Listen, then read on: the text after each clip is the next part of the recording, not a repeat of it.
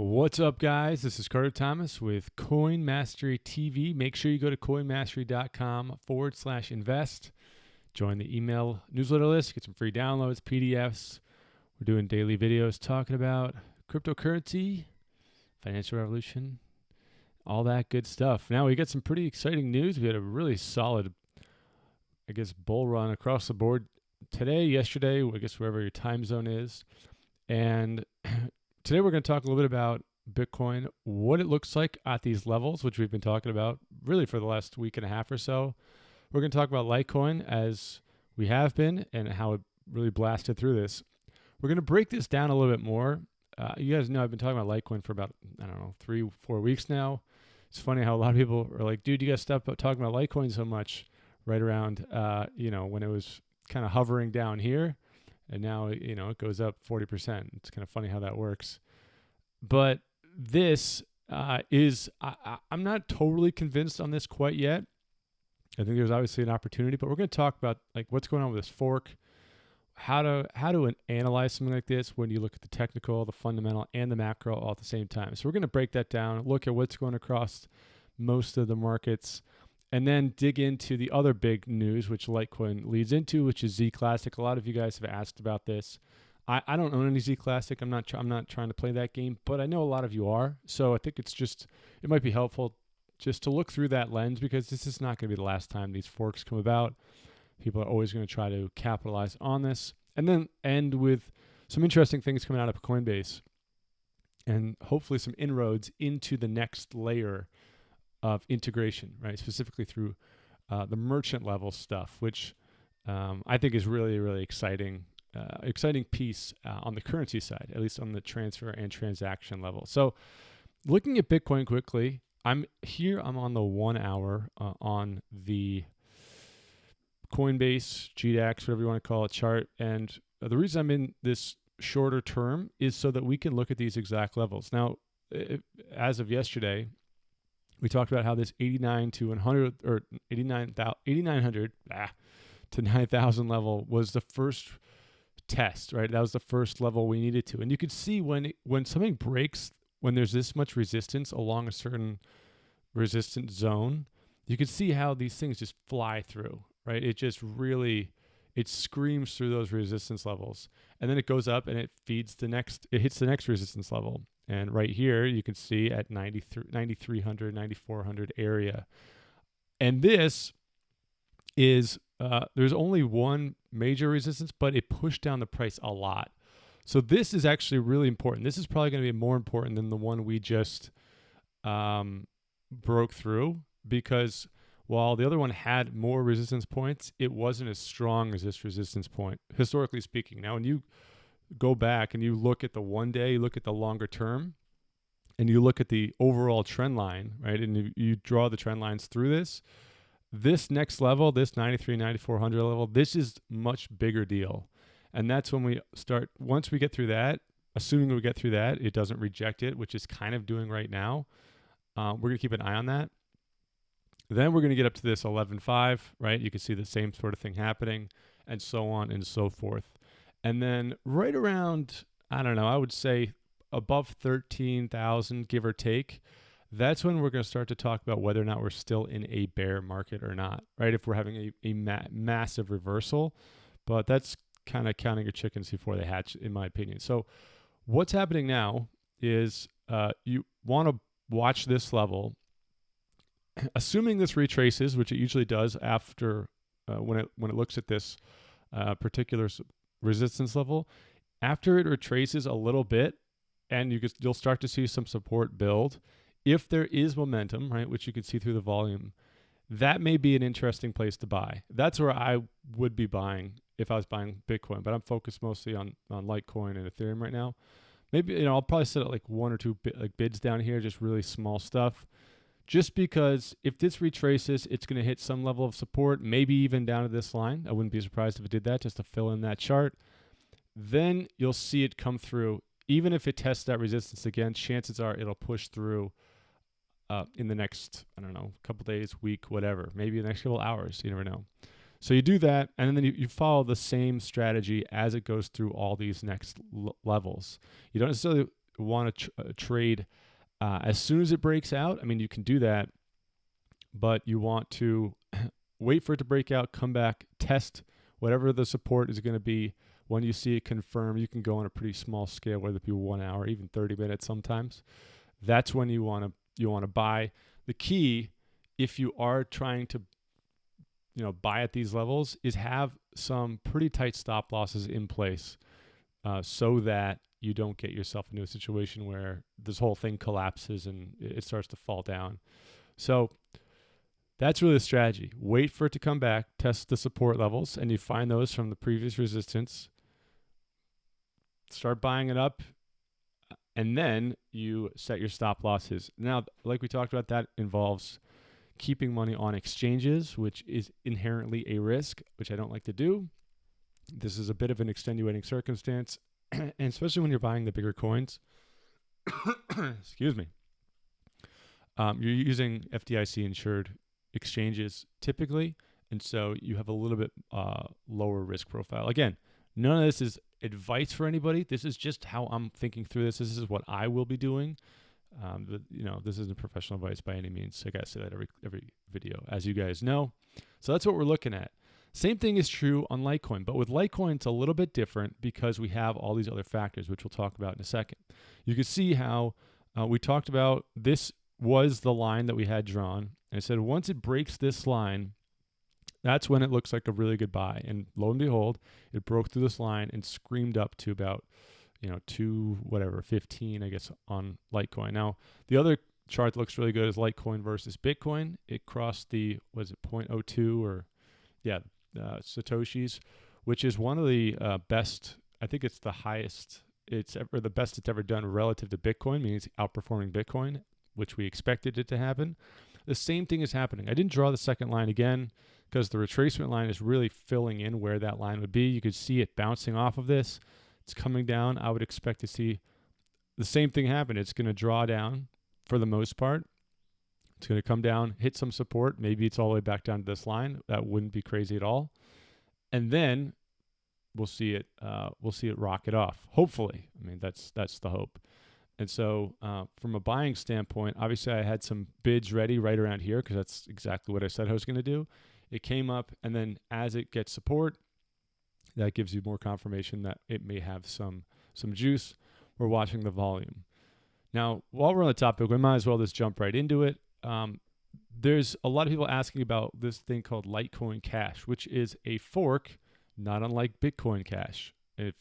I'm assuming most people know what this means. It just means you take the original blockchain, you create a copy of it, and then you can, do with it what you please. That's dramatically oversimplifying the process, but that's really what's going on. So someone took Litecoin, which is an open source product or decent, you can go see the code, and they are going to fork it on Sunday, February 18th, they're going to make a split. So for every Litecoin you own, you are also going to get a Litecoin Cash, or you're going to get 30 something, or 10 Litecoin Cash per Litecoin. So if you have 5 Litecoin on Sunday, you're going to get 50 Litecoin Cash. Now, for a lot of people, that's very appealing, right? I mean, that's a very generous fork, whatever, incentive. And so just looking at this, many people in the community are probably thinking to themselves, oh man, this is a really good reason to own Litecoin. Like every other coin, which has a fork, it causes this. However, it's not really that simple.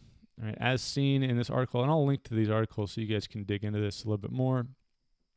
There's a bit of confusion because Litecoin Cash is obviously borrowing from Bitcoin Cash, which many people can relate to.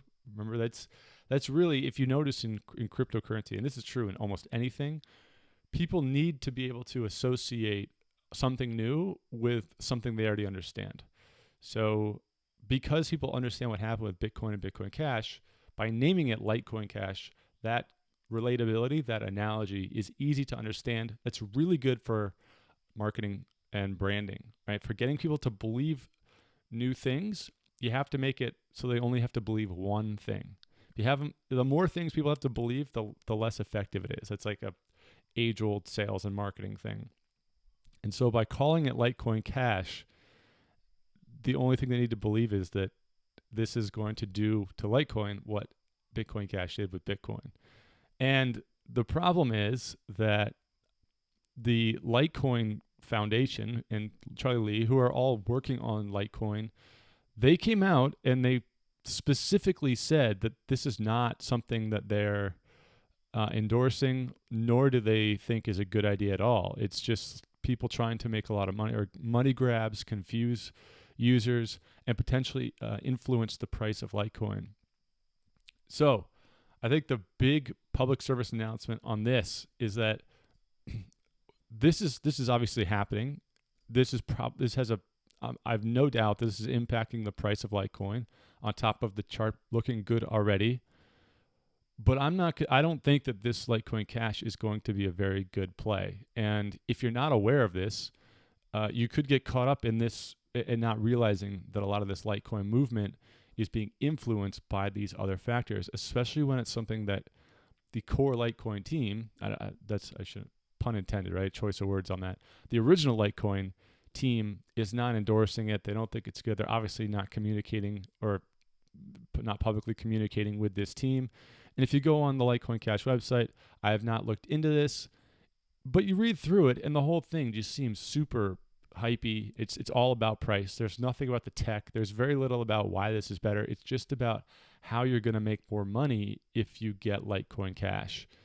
And there's a pre-mine involved, and it's just like the whole thing just doesn't. It just feels weird. So that's just really important to keep in mind as we get into these, and you're going to see this happen, right? Happen on Bitcoin, happen on Litecoin. You're going to see this start to happen on lots of different coins. Monero's starting to see this happen to a certain extent. It's driving the price up. The price will pull back after the fork. That doesn't necessarily impact the fundamentals or the long-term viability of Litecoin, right? They still have LitePay. They still have a lot of partnerships that are coming out in the next few months, or allegedly coming out. They got a lot of new tech. So it's still a good play, but in the short term, especially through Sunday, you got to be aware of that. Just so maybe not a bad idea to take some profits along the way. Be vigilant about your trading if that's what you're doing. Something to think about. Now, let's look at the crypto market cap. So I always refresh it. First thing we always look at, market cap up to 450. That's a very good sign. I think we were at 420 something yesterday. So some clear growth, and this is across the board. Now, the first thing that I do personally, and I encourage most people to get in the habit of doing, is switching coin market cap. Switch it from USD down to Bitcoin. I mean, you can really switch it to anything. They've added some new ones, which is nice, so that you can benchmark how much better a coin is doing from something like Bitcoin. Right? Let's say that's like the benchmark. That's when you can see real relative growth, because if you just look at USD, it's not going to help you. It's not going to help you make better decisions. You want to see the relative winners more than you want to see the winners that are just like when everything's winning, everything looks like it's going up. You want to see the ones that are beating the index. That's called the beta returns, not just the alpha returns of the entire asset. So Litecoin obviously doing really well. And you go down the line, Omise Go is doing really well. I got to look into that. I don't know why, what caused them to pop really well. A few that are doing really well. One of the new ones that's coming on, which I'm really interested in. I bought a fair amount of Polymath. As you guys may have seen it, I tweeted about security. I've been very bullish on security tokens, but it's really new. And there's a lot of unknowns with Polymath. So they just got listed on KuCoin, I believe, which is driving some really interesting price action, right? A lot of people thought it was just like going to get sold off. The opposite's happening. People are buying it up.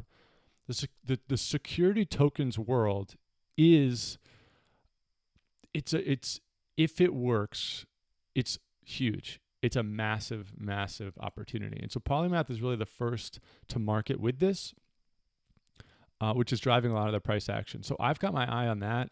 As new security tokens come out, there's plenty of new ones that are going to be coming out in the next few months. Keep an eye on that. I would encourage you guys to when you look at your portfolio, keep security tokens in mind as something that you want exposure to, meaning you want a little bit in your portfolio.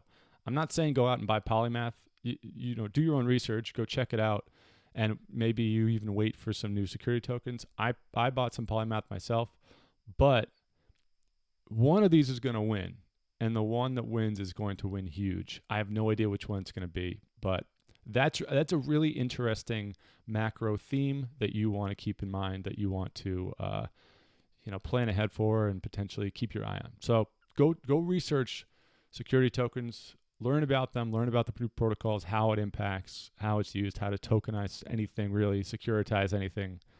It's very exciting stuff. So I think that's the big one. Again, always be looking at the relative gains as opposed to the absolute gains. That's the word I was looking for. All right, now let's talk about Bitcoin private, which is kind of been a big deal. Not big deal. This has been an ongoing story, specifically with ZClassic. If you guys don't know, so what's his name? Rhett, down in Austin. Rhett, the developer of ZClassic, is really interesting. They forked off of Zcash originally because Zcash has a huge pre-mine. I think it's like 20%, if I remember correctly. And Rhett started ZClassic. One of the impetus for that was because of the pre-mine. He didn't like it. Ironically, Bitcoin private now has a pre-mine. So that's a little bit of a red flag in my opinion. All right. Second is that there's an unbelievable amount of price action, right? ZClassic was trading at $1 or $2, like a month and a half ago. Now it's at almost $200. I mean, it's like crazy returns on this coin so far. And so there's a lot of people that are playing that game where they are looking at buying ZClassic in hopes of getting a snapshot for Bitcoin private, and then it gets dumped. The same thing is happening, I believe, with Ethereum Classic right now with the new fork, which we're not going to get into now, but I am going to look at that for probably tomorrow's video. But realize this is a very, very tumultuous and high risk game to be playing. This is as game theory, as gambling as it gets, in my opinion. I don't care what the tech looks like. I don't care about all. When we are looking at the average people that are buying into this, a vast majority are getting in because they want to ride the greater fool theory before they can dump it to get their snapshot, or just to ride the wave and get out before the snapshot happens. Bitcoin already had exhausted themselves to the point where, Bitcoin Diamond and even Bitcoin Gold to a certain extent, all these other ones. Now people are starting to get more creative, as you can see with Litecoin, with Monero, with Ethereum Classic, with Bitcoin Private. And so that's one of the reasons why I'm personally not getting involved. It's just there's not enough long-term juice for me, and I didn't get it. If I bought it like $3, it'd be a different story. But right now, there's just better places to put my money, and that's the big thing when it comes to making decisions around situations like this. Is that it's not whether or not this is going to work out for you, whether or not it's going to go up. It could, it could not. The real question, and the question I always ask myself is this, of all the potential opportunities I have, both in the market, ICO, whitelisting, deals, whatever, is doing something like this the best thing I could be doing to preserve my capital, to grow my capital? My personal opinion, the answer is no. Could people still make a lot of money from it? Yes, but it's really high risk. Like, there's just not enough there for me. But I do think it's important to watch this. There's going to be more of these that come up. If this isn't the kind of strategy I typically play, so I haven't dug into what the coins are going to fork soon are. But maybe you want to research that. But just keep that in mind. It's just one. It is what it is, and hopefully I'm proved wrong. Hopefully this becomes some amazing new private coin and everyone makes millions of dollars. That'd be great. But, so it goes. This is not the game I want to play. All right, lastly, Coinbase today released what they call Coinbase Commerce, which I think is really, really interesting. I think that the integration as a merchant or with merchants is going to be a big deal. I think Litecoin's doing a really good job with that. I think Coinbase knows that they need to really tackle this what do you call it, area or this potential market as a way, one, to create more widespread adoption, which I think is actually a pretty small goal. I don't think that, average stores are really going to be integrating this, or a lot of sites anytime soon, because there's a lot of issues with customer support and chargebacks and refunds and all that sort of stuff when it comes to crypto. But I do think that it's a very good step. I know that I'm going to try to put this on my site. I'm going to also put Satoshi Pay, which accepts Stellar, just to have it there. If we ever, I don't know if we're going to start selling anything, but just to have like a $2 tip jar or something. But it's good to just have it out there. The second reason why this is really good is because it legitimizes crypto. It could give people something to look at and say, hey, this is actually working. I can go now and I can buy a cup of coffee, or whatever ridiculous examples CNBC wants to use to either prove that something will work or something will not work, especially as Lightning Network and all these low payment networks come out, high speed, low cost. This can get very interesting. So it helps a lot with the credibility of the entire market itself. And then third, this can just hopefully help with some transaction volume. I mean, if it does in fact become a viable alternative, you integrate this into something like Stripe, you integrate this into Squarespace or Shopify or WordPress, it becomes an actual use case. I mean, that would be best case scenario. I'm not sure that'll quite happen anytime soon, but if it did, that'd be amazing. And I know for myself, I'm going to integrate this and tell my friends who have websites that they should integrate this, because that is a big deal. And then you get this nice little, merchant account. You could buy your apples and strawberries, as they say. It's kind of funny. Also interesting, look at this. The timestamp on these payments, I just noticed this, was from October 3rd, 2017. So this was mocked up. I mean, theoretically, they would probably use a timestamp back then. It's coming out on February 14th, 2018. So that's almost 5 months, 4.5 months. Also came out right after SegWit. So SegWit was announced, or that they were going to be releasing SegWit in the coming weeks. Now they're coming out with this. I think that it shows not only the development timeline, but also that there is a rollout strategy.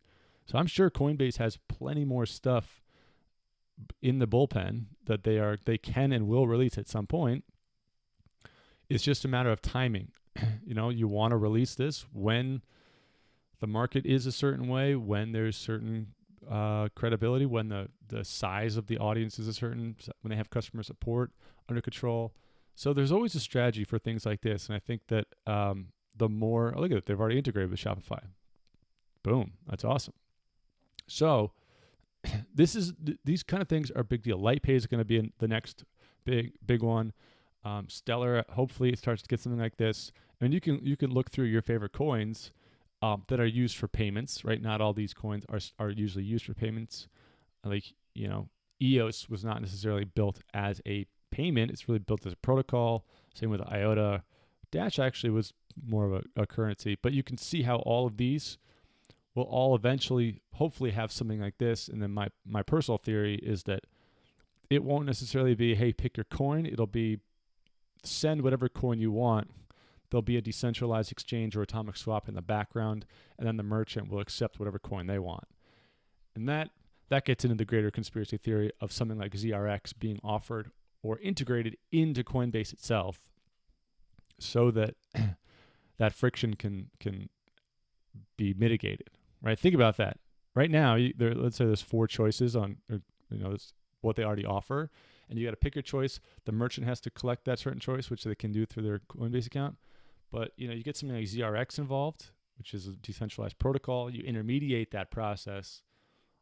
All of a sudden, you can send whatever you want. They can accept whatever they want, assuming it's an ERC20 token, until the decentralized exchanges can accept more, different types of coins, which they're working on. That's when it gets really interesting, in my opinion. That's when currencies actually do become peer-to-peer, legit peer-to-peer stuff. Viable business models in that way. So interesting. Even if you're not involved in this, I think that this is the kind of thing that if you do know somebody who has a website, or you do know a local store who has an online shop or whatever, shoot this over to them. Help them get it integrated. Say, hey, I can set you up on Coinbase. I can help you get this on your website, or maybe if you don't know how to do that, but whatever. You see what I'm saying? Good stuff. I think that this is a really interesting and a really big deal. Cool. So we're gonna watch these. So you can see how this is already starting to come back. Both of these coins, both Bitcoin and Litecoin, are already starting to come back a little bit. It's not a bad thing. That's good. That's healthy. That's what you want. So that when it does find its support, maybe all the way back to this 160, 169 line, maybe halfway, just to clear out this area in the graph right to this resistance at 182. Keep an eye on it. I'm going to probably buy some up, have quick, tight stop losses just for any sort of extenuating circumstances.